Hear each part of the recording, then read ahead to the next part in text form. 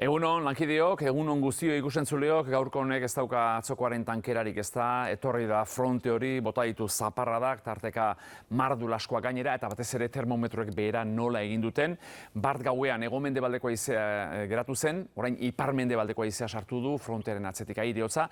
Oraindik ere zaparrada botako ditu, baina euri gehiena dagoeneko bota du, eta beraz poliki-polikia ostartea zabaltzen hasi dira. Gero, arratsalde partean, gainera, nabarmen argizera egingo du barnealdean, ez da euririk espero Euskal Herriko leku gehienetan, baina zehar haize horrek jarraipena izango du oso zakar, haize hori batez ere kostapartean eta itsasoan, eta beraz Bizkaian kostan zeo zer, baina Gipuzkoa, Lapurdi, Behe Nafarroa eta Siberu inguru hortan, Nafarroko mendialdean, tarteka zaparradaskak sartuko ditu, goizaldean baino askoz gutxiago, baina oraindik ere euri pixka bat egin dezake. Kontuz haizearekin eta olatuekin itsasoan, olatu handiak daude eta hala izatea espero dugu urrengo egunotan, alerta laranja espero da, hor gure kostaparte osoan, eta termometroetan beroen hauek izan dira, bar gauean oso epel geratu zen, da beraz beroenek bera egin dute, eta temperatura hotzenak gauerdian izango ditugu.